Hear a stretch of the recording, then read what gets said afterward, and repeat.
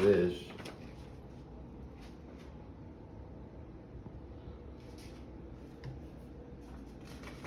But this is the life after prison.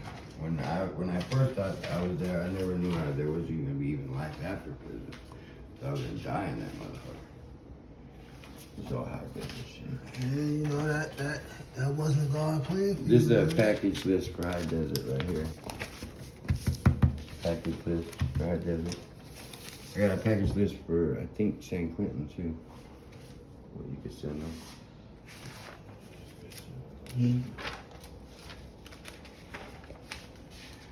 All these letters that I wrote out, cause you know I was trying to keep my sanity and shit.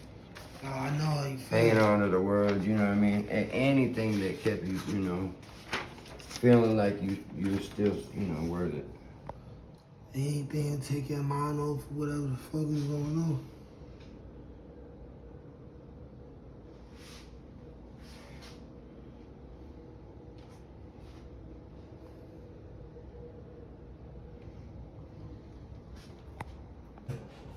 Peace, y'all.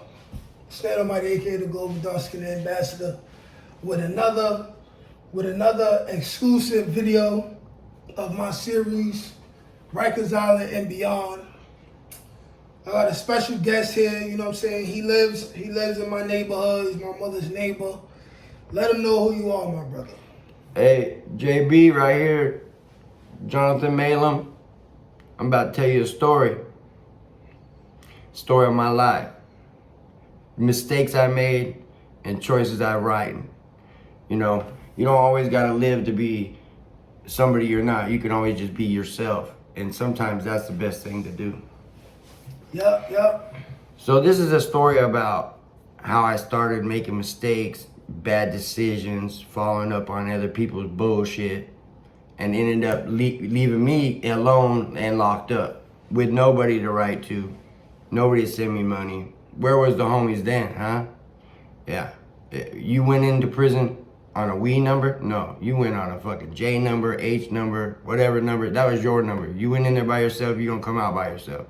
So this story is about loneliness and regret, all right? And at the end of this story, I'm gonna tell you how with God's presence in my life, I became a different man, a man that I'm proud to be today. I got 9 children. This is all life after prison, but we'll get to that. Right now, we're gonna tell you a story about my first time being locked up. Yes. All right, so I lived across the street from a baseball park, right? I knew that the snack shack was loaded down. Well, me and my neighbor, we went over there and I took the screws off the door of the lock, right? Cleaned that bitch out. Locked it back up, put the screws back on there. We got away with it for a long time. I put all that candy up in my rafters in my garage and we ate it all. I had 2 boxes of candy left. The police knocking on my door. Got busted with those 2 boxes of candy. And that was my first time. I was scared. I was going to jail. I went to juvenile hall. They put me in there for 9 months. I got out. After being locked up with those type of people, my mindset changed. So I was like, I'm all in. I'm a gangster now. Shit. Next thing you know, I got an assault with a deadly weapon. And I found myself in prison. Okay, now hold on. Before we get into that, what was it like in your household growing up? Were you good with both your parents? Did they live together? Were they separated? Were you one of those kids who they let you spend a whole lot of time outside, maybe more time than you should have been outside? What was it like? Well, you know I'm a little older, so back in the day, my day, that's what we did. We was outside, you know what I mean? Hide and seek at night, running, you know, on top of fences, you know what I mean? Jumping over people's houses and shit, trying to hide from people. You know, we were real about it. At nighttime, you know, we were hiding in the neighborhood. But my parents, my father was an alcoholic, and we got in a lot of, you know, I had a mouth, and so I was like, you know, physically, you know, engaging it with an adult, you know, so I had a little bit rough life on that, but it just made me harder headed when I went into life, which was a mistake. You know, if I would have been more in my mind instead of in my fist, I might not have did as much time. Okay. Oh yeah. By the way, tell the people where you're originally from and where you grew up at. All right, so I'm from Carmel, California. Some of you might know about it. It's Monterey by the Bay. I grew up in Los Banos, California. I did all my prison time in California. I did a little time in Washington Penitentiary too. But recently I moved out to the South and found love and God. His presence out here is tough, so you can't deny it. So that's where I'm at right now. Okay, so your first serious charge, you said it wasn't assault? My first serious charge was theft, and then I stole a motorcycle from the neighbor, and then that was my first jail time. Okay, how and much they time? give me 8 months on that. You did 8 months? Okay, let's talk about that for a little bit. The 8 months you spent, what correctional facility did you go to during this Merced County, it was like county jail. Okay. Because you could stay there for like 11 months before you go to prison. So I had under a year sentence, so I was able to stay, where I could get visits and stuff. Now, explain your first maybe like 48 hours in there. What were you feeling? Did you get questioned, pressed by anybody? What was it like? Well, when I first got there, I was in the holding cell for 12 hours, so that sucked. And then there was like 15 people in there with me, and they're all asking me like what claim I said or what set I claim and where's my paperwork. And I'm like, I just got arrested. I ain't got no paperwork. Why I got to answer to this motherfucker anyway? So it was already a hostile environment, and then I got transferred from that to like your bed or to your cell. And then when I went in there, I was a little bit afraid. So for that fear, you project like confidence or bravado or whatever. So because you're going into a 15-man cell, you don't know these 15 men, what they did, what they for. If they're gonna respect you or if you're gonna have to get down right now. So that was what was going through my mind right then, and trying to assess my damage. Okay. How much time I'm looking at, what they got on me, that's what I was thinking. Okay, all right. Now, did you have any fights, getting any altercation during this first bid? Or was it mostly like smooth sailing? No, it was, what it was a room about half this size, about this size with 3 bunk beds on that side, 3 bunk beds on that, and then a little spot in the middle with a TV right here and a shower and a table and 15 guys. So, and it was dark, stanky, smelled like ass and feet, But I'm a personality that I can get along with, as long as you don't disrespect me, or put hands on me, we gonna get along just fine. Okay. All right. So that was a uneventful 8 months, but I was still scared of jail now, But then when I went to prison, the fear of jail or going back to prison, it went away. Okay, so we done with the 8-month bid. How long were you free before you ended up catching that new charge that sent you to prison? I'd say 2 years. 2 years? 2 years out free? I was working a job and then I lost my job and then... Okay.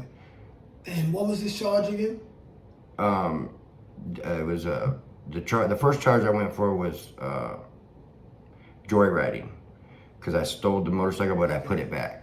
Hey. And the next one that put you to prison for the first time was assault with a deadly weapon with the intent to create great bodily injury and mayhem. Can you? Because I stabbed my stepbrother because, let's be real, I had some weed and it was about 10 pounds. I didn't want to get caught with it. So, and he tried to tell on me and shit. So I'm like, you ain't telling shit. You ain't getting to a phone.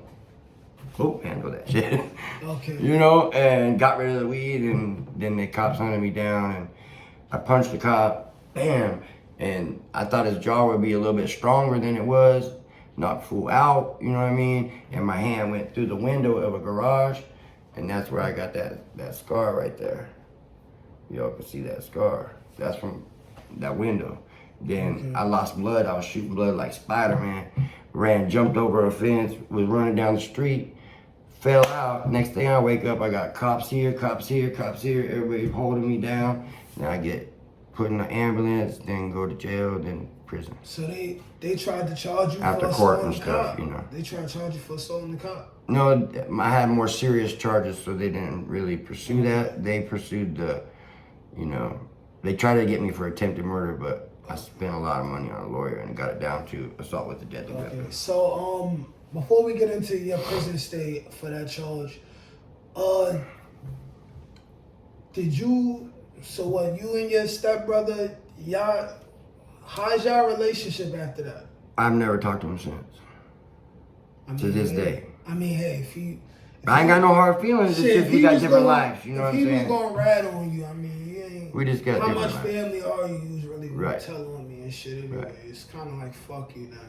It's just You know. Inconvenience to him, I guess. Maybe that's why he ain't reached out. Cause he know where I'm at. Everybody know where I'm at. Yeah. Okay, understood. All right. So, for this charge, how much time did you do for this charge? 7.5 years. 7.5 years. Yeah. Hard time. Yeah, cause it was assault, so I didn't get no halftime. I didn't get no good time, no third time. I did all mines. Okay. And what prison did you do this time in?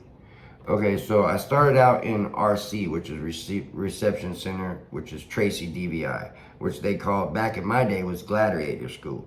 So that's where you learned politics and what's going on around you and be aware and what you're doing and what you're not supposed to be doing. Because on the streets you can do certain things, but in prison they try to control it and dictate it and segregate it, and it's a bunch of racist bullshit, I think. How old were you at this time? I was at 18. 18? I remember that song, 18 in life, you got it. 18 in life, you know. That one, Skid Row. Okay, so look, I'm going 18 in life, you know, they try to give me life, right? So I'm fighting for my life in court, you know? So when they gave me 7 years, I was like, I'm gonna die in prison. But really, there's life after. But I didn't know that at the time. I was 18, bro. I'm a kid, you know? Okay, and tell me again what prison this was served in? So I started out in Tracy, California. And that is a reception center. Then they see if you can go into general population, or if you got problems with people, or if you're sick, or where you go. So I stayed there for 4 months. And there's a story I need to tell y'all about that, because we're gonna get to that right now. So when you go to reception, you sit in your cell for a month or two, where you get your doctor shots and your TB shots and all that stuff.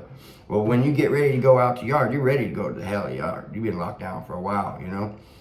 My first day on the yard, we're out there 15 minutes. A fight goes down right below the gun tower. I'm like maybe 8-10 feet from the fight. They go, get down, get down.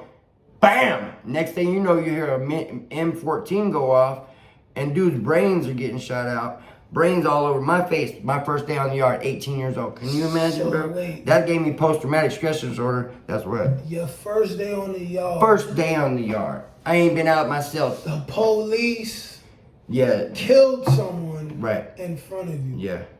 Because they refused the orders. And that's how it was. That's how it is. Stop fighting, get down. We're in a level 3, level We're 4 gonna prison. shoot. Yes, we're in a high max security prison. We're not in day camp or Disneyland or motherfucking some low level camp. You know, we're in electric fence, barbed wire, gunners. And you said you had post-traumatic stress disorder after that. From that, yeah. And then after I got transferred out of Tracy, I got transferred to High Desert State Penitentiary, which is in Susanville, California, which is like by Reno. And it's cold and snowy in the winter, and I walked many laps in the snow out there, let me tell you. And then I got in a lot of fights over there because it was a new yard. So when you got a new prison, you gotta figure out what area is whose area, you know, to have respect for each other. So sometimes you get in fights or disagreements. Do you remember any of those fights you had? What was the situation? Why? No, I don't remember so much at High Desert because that was a long time ago. But yeah, of course. Some of the last times I was in prison, I can tell you some. All right, we'll get to that. We'll get to that. I can tell you one story at High Desert. Okay. This guy named Frog. I was working in the kitchen. I was assistant cook at the time. I was trying to be a head cook. So, you know, the guards pat you down every day when you get off work. But you can get through with your coat. I had my coat loaded down with like 20 pounds of food, you know what I mean? A block of chicken, or a bag of chicken, a block of cheese, loaf of bread in this arm, you know what I mean? Some veal from dinner or whatever, butter, everything. And I'd go out and get patted down and let you go. Well, one day we had veal and I had a big old pack in the warmer. This dude Frog grabbed my stuff, right? So I told him, look, I know you done took my veal, so give it here. And he's like, man, fuck you. Boom. So I laid into him. Boom. I was beating him so hard until he crawled under the sink, and I was putting a boot to him until the guards came. I was like, don't ever touch my food, bro. That's disrespect. You taking something that ain't yours. You know That's right. And here we got rules and regulations amongst ourselves, you know? You went to the whole thing? Oh yes, I went to the whole, lost my job, had to start I had to wait like 6 months before I could even get back into the story. Then I had to wash dishes for 4 months, and then I got back into the kitchen where I could eat again because I was starving. You know what I mean? Because I'm used to 3 meals, you know, when you work in the kitchen, you can eat all you can eat. Yeah. But if you work on the yard crew, you just getting the meal we serve you, you know? But when you get used to it and you don't have it, I got skinny, you know? Yeah. Okay, explain the politics in California jails as far as the cliques and stuff like that. Were the Bloods and Crips a factor? Were there Mexican gangs? Was there specific white gangs? Like what situation did you fall under when you was in there? Like what, from your perspective, what was going on in there? So that's where I learned in Tracy, in the reception. I was lucky enough to have somebody, look, you can't just be hollering at anybody because you know I'm from the streets. You gotta watch who you talk to. I was like, what? Are you telling me what the fuck to do? But he schooled me because it was a dangerous situation I could have got myself in with just small things. So over there, cliques, whites. So if you white to the skin, you white. Just period. It doesn't matter. You're white. Okay. You're in that car. So it's supposed to associate with just Southerners, which is Hispanic Mexicans that claim either Sureño or Southerner or MS-13. Norteños, you really don't associate with because they associate with the Bloods. The Bloods and the Norteños talk, the Crips and the Sureños talk. Mm-hmm. But the whites don't talk to the blacks, the whites don't talk to the Northerners, and they only talk to the Southerners. And the others, like our African, Native American, or Asian, or Oriental, Laos, or whatever. That's a whole nother clique. Okay. So how was it for you being, because I was a big ass dude. You're white, but you're like a people person. So right. What was it like for you? Did you just, you know what, I don't want to have to hurt nobody or mess around to get myself killed, so I'm going to just be with the white boys? Like, what? Well, it gets into a more detailed situation. So, okay, so when you first come to prison, they know you're fresh. They can see that you're not in on game. You know what I mean? So other races will be like, hey, you want this cake? I ain't touched it. And if you take it, you're stupid ass. Yeah. So they testing you. Yeah, that's definitely. You see what I'm saying? Yeah, and you could get slipped up so quick. Next thing you know, your people gonna take you out. Yeah. Or they gonna have something that you owe them because of a stupid cake or a cigarette, or that's what I'm saying. It's a slippery slope that I didn't even know about. Yeah. Because on the streets, you're like, hey man, connect, but not in there. So something I learned about. All right. Wasn't too happy about because I don't like people telling me what to do. Of course. But I mean, I still socialized, you know what I mean, with respect. But I just didn't cross certain lines, so I didn't violate myself. Yes, yes. You see, the red numbers are still going on the camera, right? Yeah. All right. I need you to, so I don't gotta keep getting up and look. If you see them shits turn off, that means it stopped filming. So just let me know. Okay. Okay. I know I talk a lot. It should stay on. You know why I talk a lot? Because I was in San Quentin. No, I like it. Get your shit on. Listen. I just want to make sure you're not talking and it's not filming. Right. I was in San Quentin. They put me on, so I got a riot in San Quentin, right? Yeah. They put me on death row wrongfully. Well, you know, I'm telling them, hey, I'm innocent. They're like, yeah, right, motherfucker. You in prison. Yeah, you're innocent. You're on death row, right? So I stopped talking for so long that I lost my voice. But by the time my mom wrote all these letters to get me out, thank you, Mom. Rest in peace. How you even get arrested? Get arrested for that, and then they end up putting you on death row. Was that your third? That was another. So I got out of High Desert, and I had a charge before I went into High Desert that they were supposed to sentence me on. So I was out for 34 days, and then they picked me back up, and I served the sentence that I was already sentenced on, and that's how I ended up in San Quentin. Because I had to do another year and 18 months.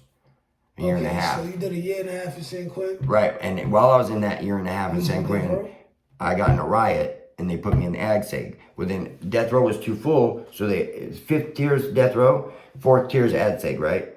The hole. Yes. So I got in a riot, boom, we get thrown in the hole, 60 of us. Well, there's too many of us, and there's too many death rows, so they overflow to the 4th tier. Everything on the left-hand side of the shower is the hole, right? Everything on the right-hand side of the shower is death row. I'm the only one person left on this side of the fucking shower. And they didn't believe me. I'm like, bro, you left me here. You know what I mean? And I signed my name, J78630, to go to yard on death row with those people 6 times. So I was like, look, every time I sign this is proof that I ain't supposed to be here. I'm going to sue your asses. You know what I mean? But then they gave me an extra year of parole, so I couldn't sue them, which is fucked up. But to this day, ain't nothing been done about it. I could have died, bro. Hell yeah, bro. That's scary. Hey, you know what? Matter of fact, I was 2 weeks to execution because they messed up on my paperwork or whatever. And they made me go sit at the electric chair and to lay on that table where you get the lethal injection. And then they had a priest come talk to me and like practice my last rites. And like, what's your last meal? Y'all want to know what the last meal they offer you? You think it's just whatever you can get? Not in California. They give you what the vendors offer, which was KFC, which I would have got the bone, just stab my damn self, you know. Give me some bone chicken, bro. Go ahead. And then they had KFC, Pizza Hut, or McDonald's.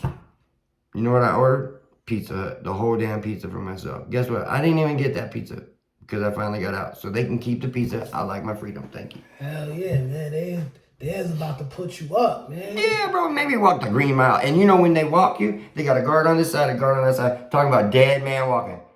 You know how to fuck that up? They did that to me for like 6 months. Every time I went to the doctor, dead man walking. All these inmates are gonna need to know that I'm a condemned inmate. So guess what? I should be able to sue for that too. Hey, y'all out there, if you can help me out, get a hold of my boy. Drop a line, see what we can do. We gonna sue they ass. Oh, you know, I got documents. Let me know. Yeah, man. All right, so the police. How are the police treating y'all? You ever got into any situations with police? Okay, so I get off death row. I'm like, fuck California. I'm gonna get my girl. You know what I mean? My kid now. I got a kid, right? Oh wait, hold on. You about to get into when you left California? Mm-hmm. Hold on. Before that, is there anything else you want to talk about that happened in San Quentin? Any situations? Oh, I didn't even get to San Quentin yet. I went to Avenal. So I went to High Desert, and then I got transferred from High Desert after like getting an education. Yes. And lowering my point score because I wasn't acting out, right? So then I got transferred to Avenal. I did a year. Avenal in California. Yes, Avenal State Prison. And then I got a GED. And then I got sent to Wasco. And then I got in a fight in Wasco. Yeah. And they sent me to a shoe program in Pleasant Valley. Now explain to the people what a shoe program is if they don't know. Okay, so a shoe program is when you are in constant fights, destroying state property, are causing problems with the guards, anything like that, they're going to send you to the chute so that you can learn to correct your behaviors. And it's an attitude adjustment. So they sent me to Pleasant Valley to dig holes. You know the movie Holes? This is no bullshit, bro. I had the movie? Yes, just like, no, I don't know, because I think that they had easier ground to dig in the movie. I'm not lying. So they had this like packed gravel. So it's boom, hit a rock. Boom, hit a rock. The first day, my blisters were so bad, bro. Many a days I had my hands, I push them down to open up and go dig all day. In a paper suit, zipped up in 105-degree weather. Yeah, it was some traumatic shit.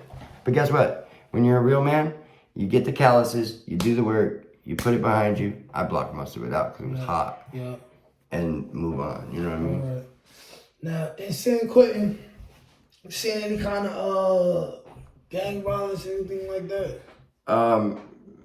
Let me think You about ever seen, Let me see you about ever seen somebody get stabbed or something? Oh yeah. So they got sally ports in San Quentin, right? What's or that? in most prisons, they have an interior where your cells are, and then they have a hallway that you walk from the yard into the building. Above that is usually a guard monitoring the cells and computers, and they can see you to the floor. Well, I was walking through like everybody else in line, a Mexican guy behind me, I don't know who else was behind me, and a white guy in front of me. We were walking through the sally port. Next thing I know, I turned this way to go to the TV coming out of the sally port. The Mexican right behind me goes straight to the podium, falls to his knees in front of the guard with his neck cut wide open. So that happened right behind me. Right behind. Right, and didn't even know it. So that's why I'm saying be aware of your surroundings. So the Mexican's enemy. And you know what it turned out to be over?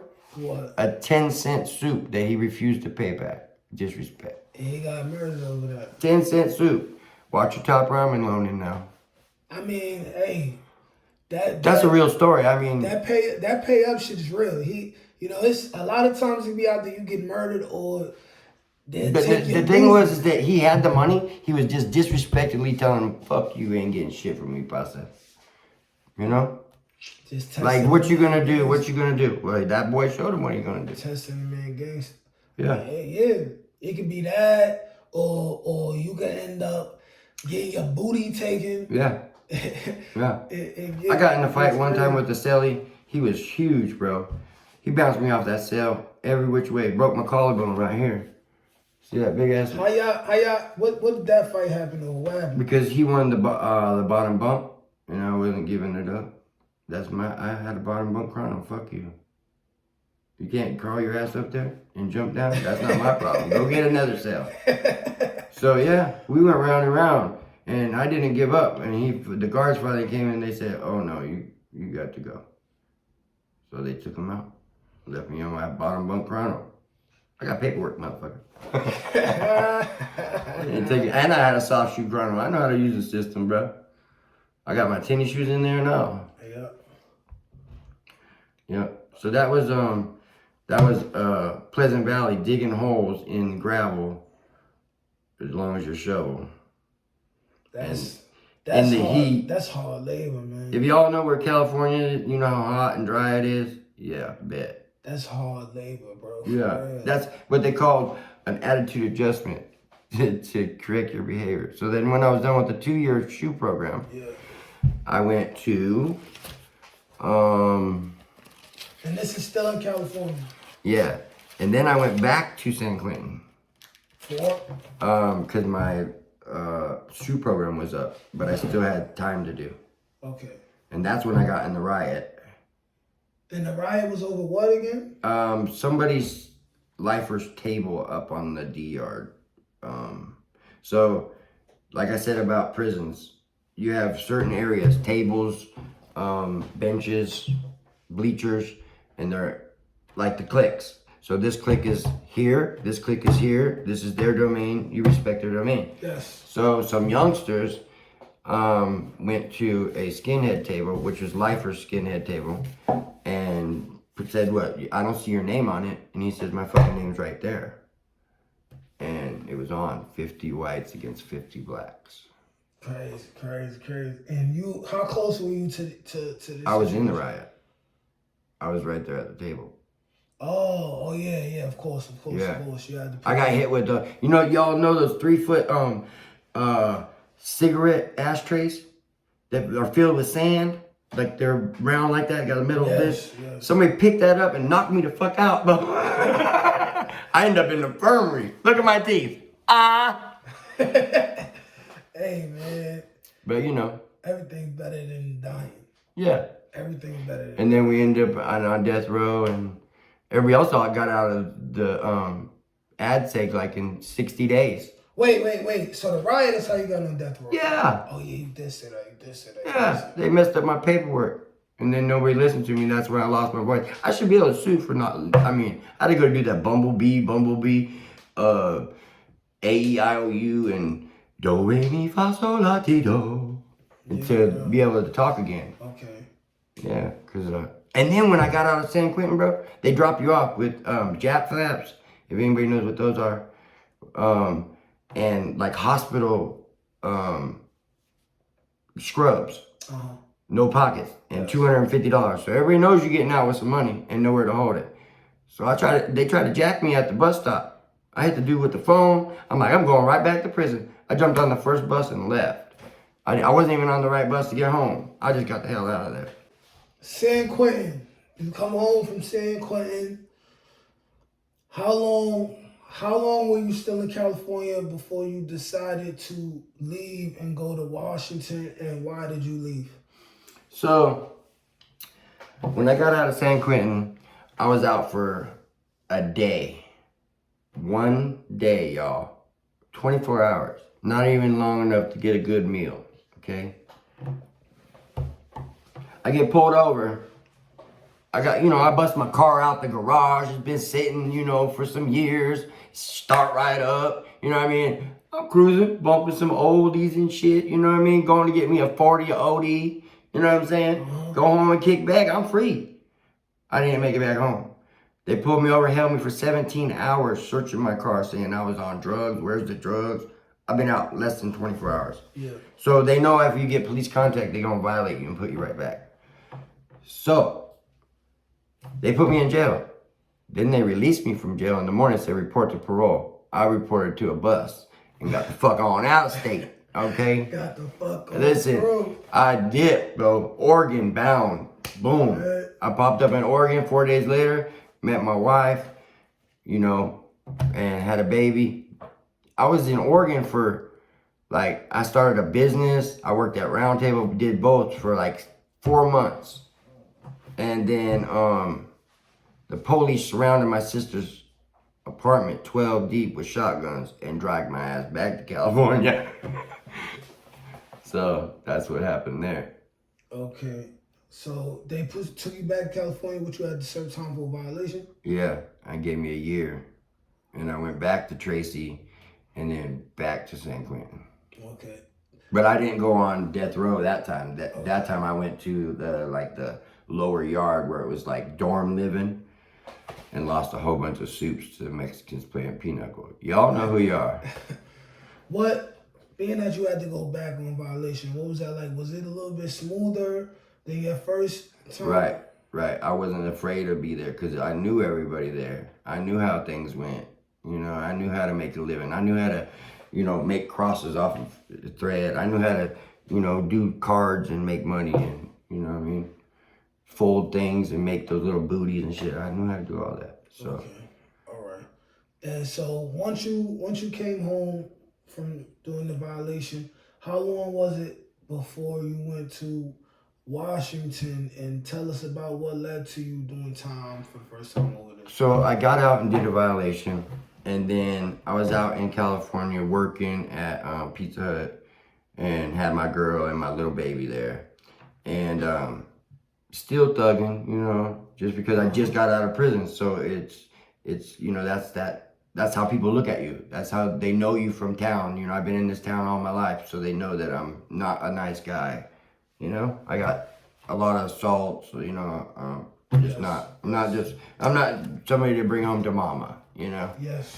So I did my parole, and at the end of my parole, when I was in college and everything like that, they let me transfer to Washington State at the last 6 months of my parole, because I was going to college and I was transferring to college up there. Yes. So they let me further my education, because I was trying to change the person that everybody's seen me as to be the person I needed to be, that I should have been before I made those mistakes and lost all the time with my family, all the time at a job, all the time building for the future, all the time, with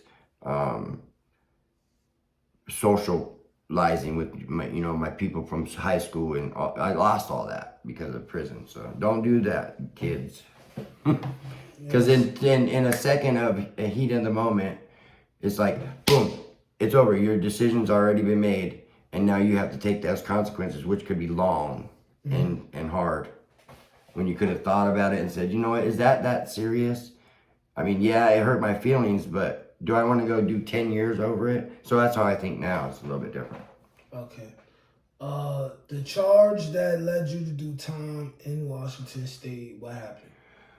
So I got to Washington State. I've been there 15 years. I've been married, got 4 kids, and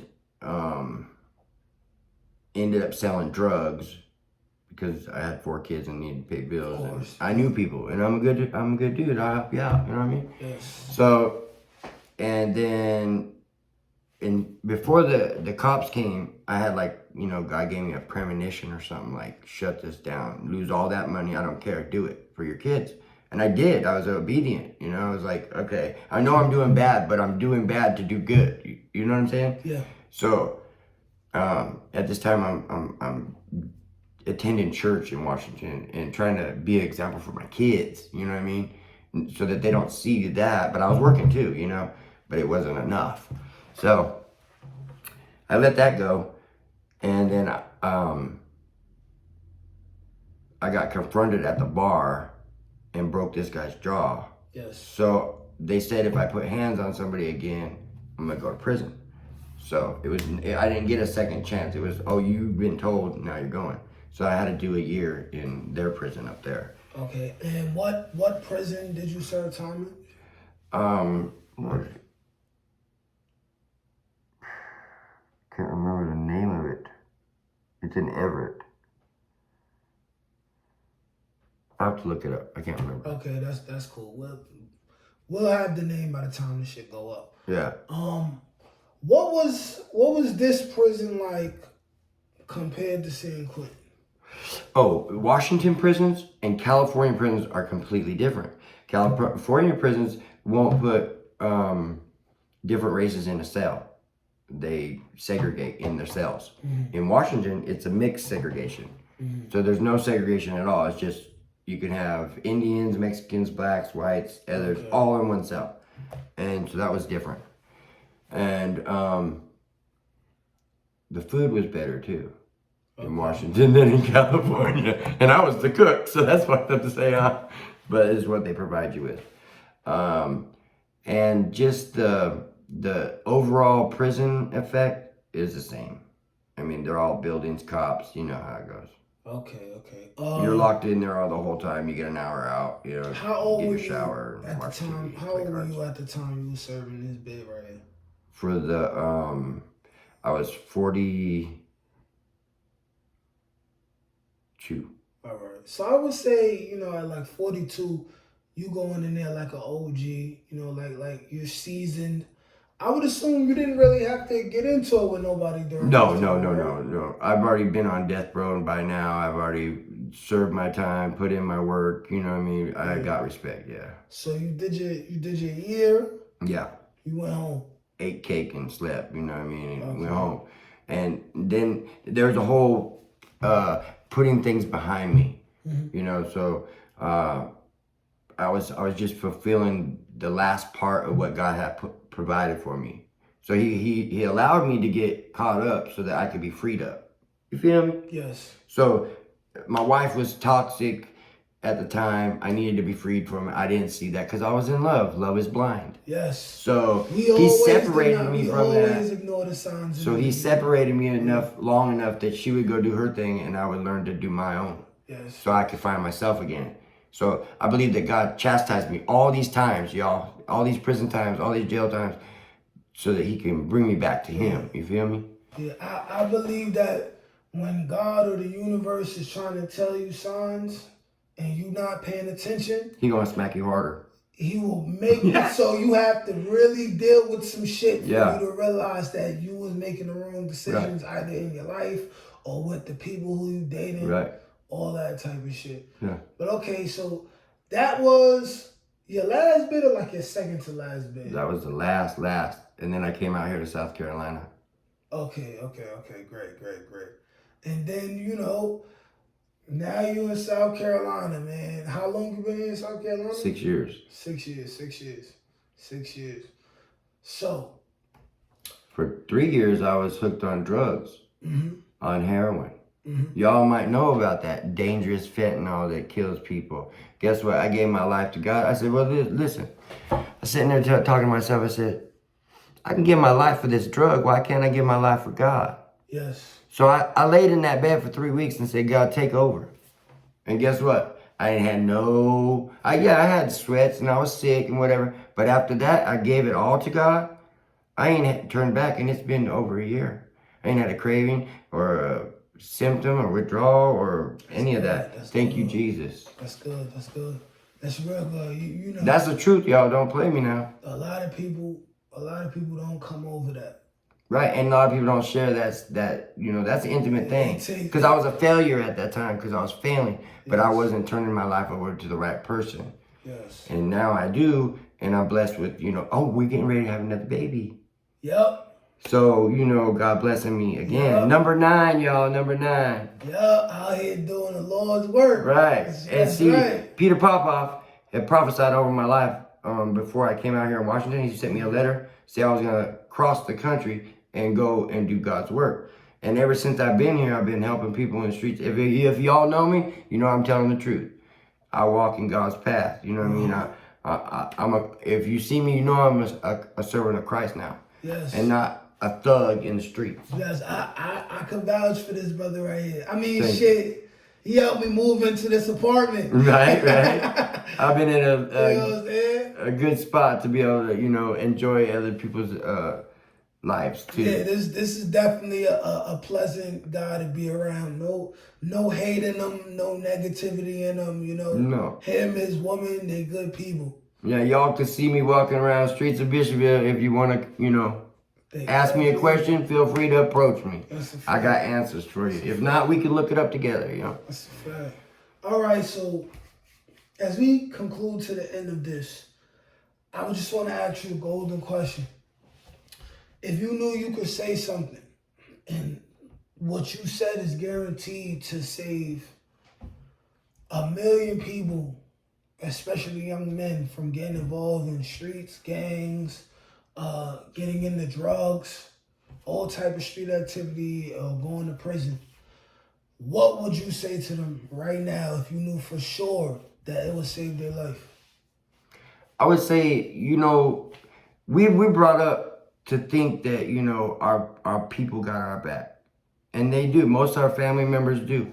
But when we go and do stupid shit in the spur of the moment, it's on you, bro. It ain't on the next man that said, oh, we're going to go do this. No, it's on you. You have to make the decision for yourself, and try to take that second just to think, is this consequence worth it? And I believe that if my belief system was a little bit different, that I believed in a more calmer world, that I could take a little bit less pain and not react. I think that's a good advice, So say somebody calls you a name and it offends you. Do you want to fuel that fire, or do you want to be the person that goes, that ain't shit. Just because you run in your mouth don't mean you're going to affect my life, because it matters how you take what people say and do to you. It is how you react to it. That's all that matters. If you react the right way, or if you act the wrong way. Because people are going to remember if you react the wrong way one time. They're not going to remember if you react the right way 1,000,000 times. But you will remember that you reacted the right way 1,000,000 times. Yeah. You know? And trust in God, because if you're not on the right path, He'll steer you to be able to walk a straight path and be proud of yourself. And the most part is that you're proud of yourself. That's what I would say. Okay, great. Oh wait, I got one more question, and it's like the total opposite of what you just said. That's fine. Do you recall any situations in prison where you just seen, like gangsters messing with boys? Oh yeah. They had let's talk about some of that. They had some. Let's talk about that. Listen, I thought there was a girl in prison, bro. I was like, how'd they get this bitch in here? You know what I mean? It was a Mexican dude that I found out later on that looked a lot like girl. He would get those hormone shots to make him have boobs. So it looked like a whole female in there. But yeah, they had marriages and. They had marriages. Yeah, like they had actual marriages in the fake marriages in the church or whatever. Like, okay, well, they're married until they actually have the law. Now they're doing it in their jail now for real. Yeah, and they'd be like it's sealed up, and like lifers do that a lot because they don't get out or they don't have a wife or whatever, or that's their sexual preference. But I didn't see any thing being like, okay, so like you guys would see on TV, oh, well, they're taking advantage of them. No, that's not how it really was. It was like more like, definitely they were in willing participants. consenting adults. Yeah. I mean, hey, trying to make, each other get through their time, I guess. Hey. I don't condone it, but I don't condemn it because I don't judge another man. Whatever floats your boat, man. I don't judge another man because I don't want, that to be. Ain't got shit to do with me. Yeah. As long as they didn't interfere in my life, I was fine with them. Whatever floats your boat. I mean, shit. Yeah. Shit. I don't have, matter of fact,